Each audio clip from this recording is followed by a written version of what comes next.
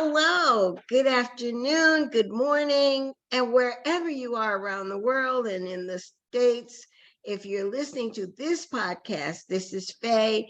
And of course, you know, I sell Medicare plans. I have a special guest with me today. You all know that I do not try to just give you Medicare, Medicare, Medicare, Medicare, Medicare, Medicare, Medicare. It could get tiring, it could get boring because Medicare is Medicare. It's what we do, it's what we enjoy doing, it's what we love to do. But for us, Medicare is a business. And when it comes to business, you need to know more than just the product. You need to know some other things that are going to help you, the business owner, to have a successful business. So guess what? Today, my guest is Dennis Dowdell. And Dennis, I can murder a person's name. So make sure that I'm pronouncing it correctly. You got it. Okay, thank you. I want my audience to know that I absolutely fell in love with this man before I even met him. I somehow I guess I know how, but I did get in contact because I heard about his book, which is Maximizing You. When you hear the story that Dennis has to share with us, you all will agree with me that this is an amazing man. Has written an amazing book, and you're going to want to get it. Dennis, I'm going to just start out by asking you if you will tell us, who is Dennis? Well, I tell you, my background was driving a school bus. I only really drove a school bus after I got out of college for about 3.5 years. But that's because I wasn't quite sure what I wanted to do with my life. And so I thought, well, I don't want to just jump into a job. I want to be able to do something that I'm going to be able to stay at. And so anyway, while I was driving the school bus, I ended up coming up on my 30th birthday, and I thought, I better get on with this because I'm going to start to run out of time here. And I loved what I did, but it wasn't going to give me the lifestyle that I wanted. It wasn't going to help me to develop the real potential that I thought I had. And so I looked around and stumbled across a little startup company, and that's when my great fortune really began.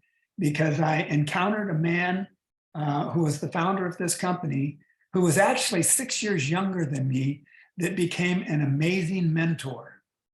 And I would suggest for everybody to have a mentor, somebody who has more experience and wisdom.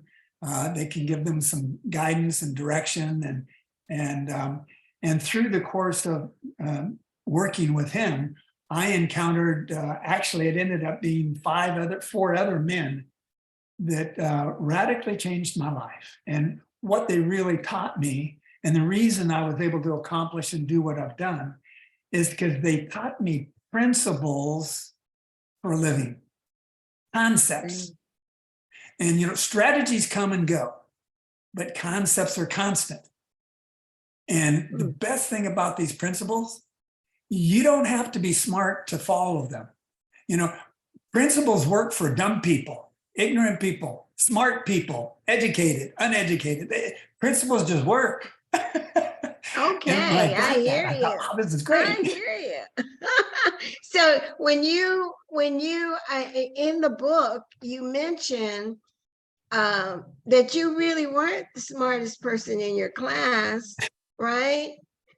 But you got to where you're going. And I guess, where we're going here, so that everybody knows, is this is a person who went from driving a school bus to actually creating, motivating, and inspiring and developing a team of over 250,000 people, 250,000 individuals.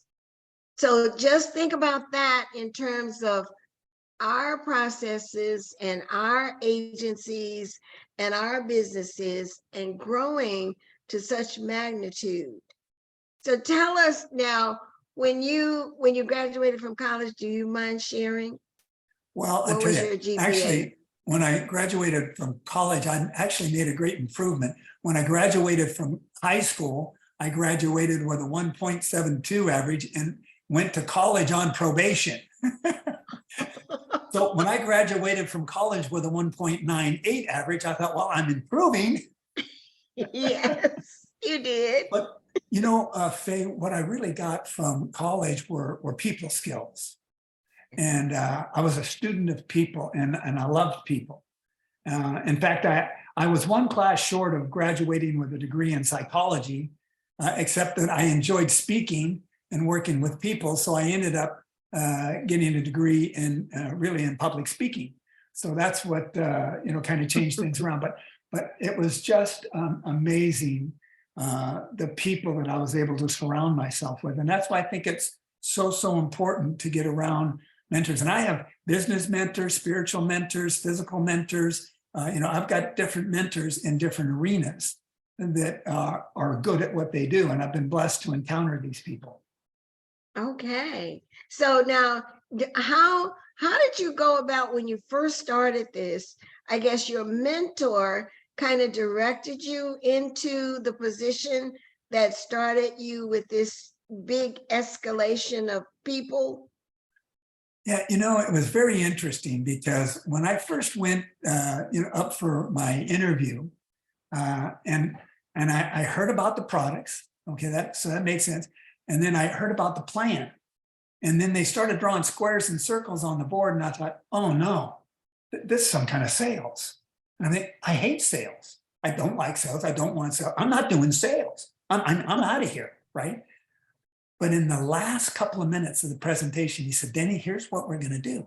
We're going to go out and we're going to make a difference for people, customer by customer, city by city, state by state, country by country, and we're going around the world. And the two things I wanted in a career was to make a difference and travel the world. And I said, okay, wait a minute. How does this work again? I said, Mark, you don't get it. I said, I hate sales. And he said, I understand that. And he said, but don't you work with college kids and kind of mentor college kids? And I said, yeah. And he said, well, what do you do with them? And I said, well, I just help them deal with life and help them solve, life problems, family problems, school problems, pop problems. And he says, well, do any of them have health problems or weight problems? I said, Mark, the freshman 15, the freshman 30, of course they do. And he said, well, what about financial problems? I said, Mark, they're in college. Everybody has financial problems. And he said, well, then he says, you now have two more problems to solve. And the penny dropped. I thought, wow, I never have to sell anything in my life. I just have to help people solve a problem they've never up to that point in time been able to solve. I'm a problem solver. That's all I do. And it made it so easy for me because now they've got a problem. I got a solution. All I got to do is match them up and over we go. Absolutely. And that's what we do. We don't, even though my tagline is, I sell Medicare products, we don't sell Medicare products. Right. We offer a solution. That's right. It's so because it's so simple. Every person is different, right? That's right. And you hit it right. You got it right away. And that's what made the big difference in transitioning your thinking from, I'm not doing no sales. Well, Faye, in a part of the thinking, and it began very early. I mean, within the first couple of months, one of the first principles that this gentleman taught me was the fact that everything is no problem.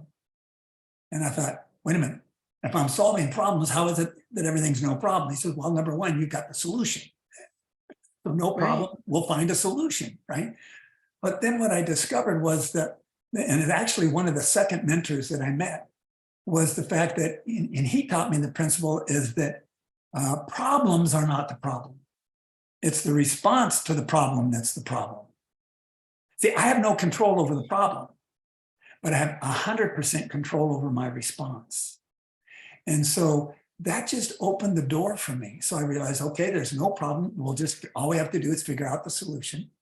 And it's just up to me. I take responsibility. He was real big on responsibility, taking personal responsibility.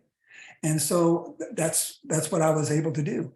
And, and so that was my process. Now, one thing that, and this is good for everybody, and that's that one of the things that I learned very early on was the fact that whatever I was doing, it wasn't about me. Ah, Rick Warren in his book, The Purpose-Driven Life, in the first chapter, in the first paragraph, in the first sentence of this multi-million-dollar seller, he said, it's not about you. And I thought, wow. In other words, what that did? It took all the performance, pressure away, because it's not about me. It's just about finding the problems and issues that they're dealing with and leading them to a solution. And so, and then I realized, okay, my skills, because we're all very unique, and I have certain talents, skills, gifts, abilities, and that I've developed. But all of those talents, skills, and abilities, they're not for me. They're not to make me look good. They're for me to use to help other people. It's not about me. It's about using all that I am and all that I have and all that I've learned to be able to impact other people. And if I can do that, I end up leaving a legacy that's going to go far beyond just my life. Wow. That is big thinking. Yeah. That is truly big thinking. It changed my life. Big. And if you first start reading your book, you mentioned that very early on. First chapter. And I think that's what kept me, ladies and gentlemen who are watching or listening to this podcast, I want you to know that when I started reading the book, Maximizing You, I had 3 things that I had to get done that day. 3 deadlines that I needed to meet. I did not want to stop reading the book. I wanted to keep reading the book and leave my responsibilities alone. I had to stop really quick and just go back to what I needed to get done. That's how interesting this whole story is. Now, in the book, Dennis, you've outlined those principles for us. I think there were 6, right? Are there 6 of them? It's divided into 6 sections, and then there's individual principles that deal with each particular heading. Okay. So, I mean, you start with purpose, because without purpose, how do you know where to go or what to do? If there's no purpose, there's no priorities. And, so you get the purpose, then you get the priorities, and then you can get into action. Now you know what to do. And so we start with a purpose. And once we have our purpose, then we have to develop the mindset. Because I said, okay, if this is my purpose, I've got to focus my mind, set my thinking on my purpose, so that I can, carry on the actions that are necessary. And, focus always precedes success. Oh, okay. Focus always precedes. So I got to focus on my purpose. I got to focus on my priorities. See? And that helps me with my decisions. All the decisions are based on priorities. And so once I have my priorities, now I make decisions. Once I make decisions, then I make progress. Once I make progress, now I can maybe rearrange my priorities. So it's a process. And the whole thing's a process. So I start with my purpose, I have my mindset. But once I have my mindset, I have got to become the person necessary to fulfill my purpose. So that's where personal development comes in. And I need to become that person. Jim Rohn, who was actually, I was very fortunate to have him as a personal mentor. And Jim Rohn said, for things to change, you've got to change. For things to get better, you've got to get better. And I wrote that down. And I got home and I started looking at that. And I said, wait a second. Why is it for things to change, I got to change? And then I got it. Things don't change. I mean, we have corruption today, poverty today, exuberant wealth today, corruption today. I mean, we've got it all today. Guess what? We had it 100 years ago. Absolutely. It's been around a long, long time. Yeah. So that things don't change. People do. See, and it's when people change, things change. And I thought, wow. So I just have to work harder on myself than I do on my job. And if I work harder on myself, and if I develop the skills, and if I develop, the habits and the skills necessary to make that come true. That's why, the idea is it's not the goals that you accomplish.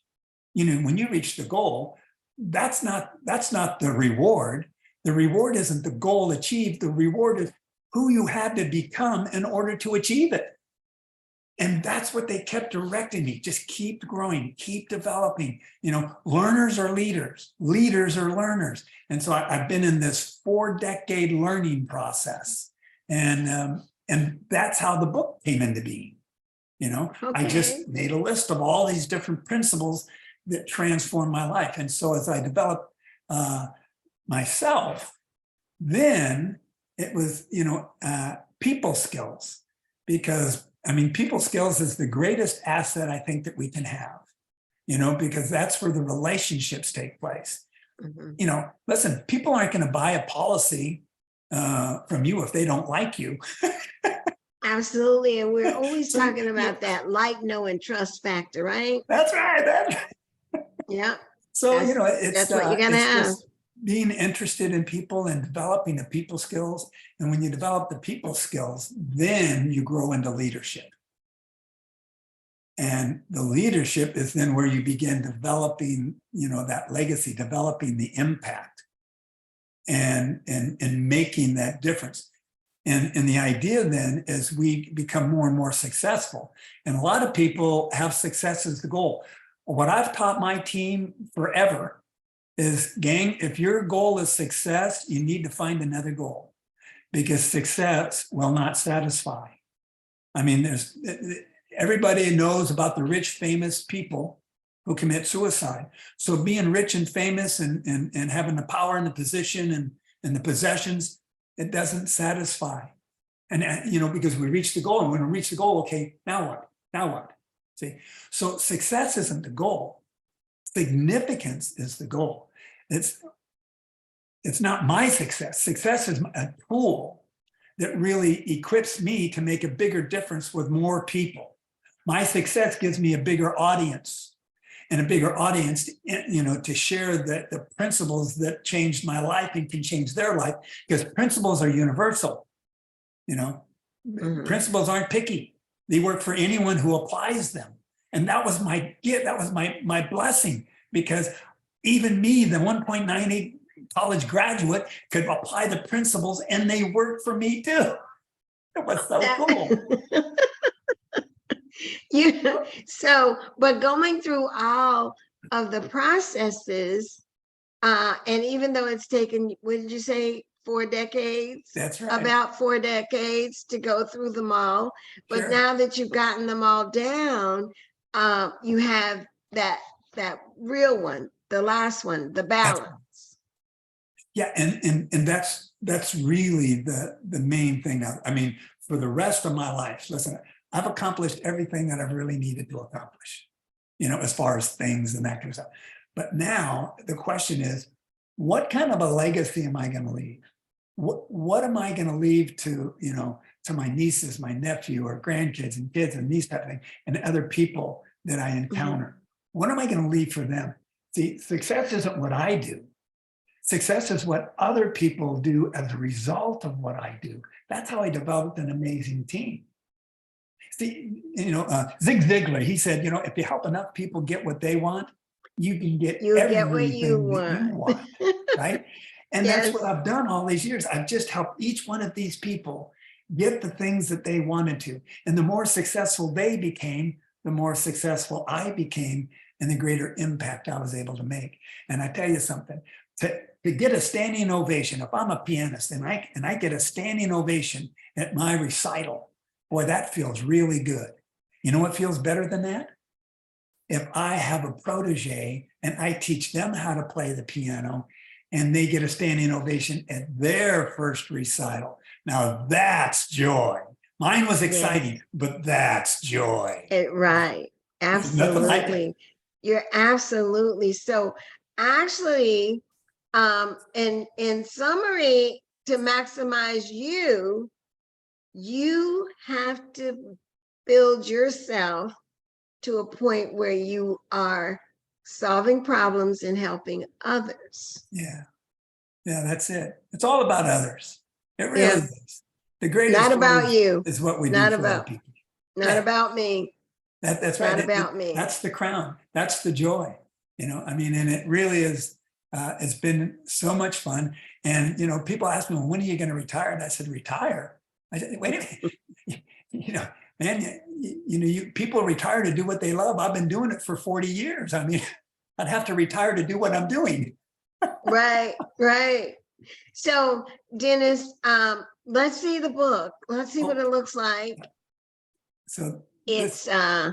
Maximizing You, school bus driver to team builder of over 250,000. And then we have, and it's standing on the shoulder of giants, because that's how I did it. I did it with the mentors. Okay, yes, And- stand on the shoulders of giants. Right. So this is very, very interesting read. It's very useful information for us, no matter what business we're in. And definitely it's good for those of us who are building teams in this Medicare space. It's not getting any easier to build teams, but if we can take the principles that are in Maximizing You, remember that it's not about me at all. It's about helping someone else, and we can help not just the Medicare beneficiaries, but we can also help other insurance professionals. And by helping those other people, we're getting that balance in life that we all should be looking for. Amen. Dennis, do you have any pointers or any tips or any final things that you would just like for us to know and take with us? It's keep it simple. I mean, I always try to keep things as simple as we can be. And but here's, especially as we're developing teams, it's a process. When I was 20 years in, I couldn't expect the guy who was 10 years in to have the same experience and perspective that I had at 20. And so I've got to let them go through their process. And, I know we all hear, whatever you do, don't make assumptions, right? Because if you make assumptions, you make an ASSUME, right? But there's 5 assumptions that I have made that have been very helpful. And hopefully it'll help your team and be just a tip in their development of people. And that's it. The first thing is people do what makes sense to them. Okay. May not make sense to me, but it makes sense to them. Okay? And number 2, I assume that nobody wants to fail. Nobody gets started in a business or a venture. Let's see if I can fail one more time. No, nobody's getting in something to fail. They just may not have the proper solutions yet. You see? And so the third assumption is I'm assuming that everybody wants to grow. Everybody wants to get better. I don't know anybody who wants to be worse off 5 years from now. I just don't know anybody like that. I mean, maybe they exist, but I don't know. So they want to grow. Fourth one, and I think this is, and it's because ultimately we realize this is where the satisfaction is. Everybody wants to make a difference. People would love to make a difference if they thought they could. And what we've got to do is help them to realize that they can. And so therefore, I assume the 5th thing, no matter who they are, no matter where they are, no matter how much they've accomplished, everybody needs encouragement. See, I work with some people where I've done seminars where I have the top 1% and the top 1% of the 1% in a room. And I've asked the question, I've said, is there anybody here, all you top 1%ers, is there anybody here who's been encouraged too much lately? You just say, no, please, no more. I've had way too much. I've never had anybody raise their hand. So People do what makes sense to them. They don't want to fail. They want to grow. They want to make a difference. They just need to be encouraged. And we can do that. Oh, those are great. Those are great tips. I wrote them down. I'm going to keep those 5. Thank you. Thank you so very, very much. Now, Maximizing You is available on Amazon, and you can just put in the title, Maximizing You, or you can put in Dennis's name. It's Dennis, and the last name is Dowdell, Dowdell, and put that in Amazon. The book will come up, and you just had the book upside down, but that's okay. It'll still come up on Amazon. It's that 1.98 that still kicks in once in a Dennis, you have been such a great guest. I knew that you would be, and I certainly appreciate your allowing me to be your hostess today. Well, thanks for the honor and the privilege to be able to share with your audience and to meet you. Oh, you are so welcome. You're so very, very welcome. Excellent.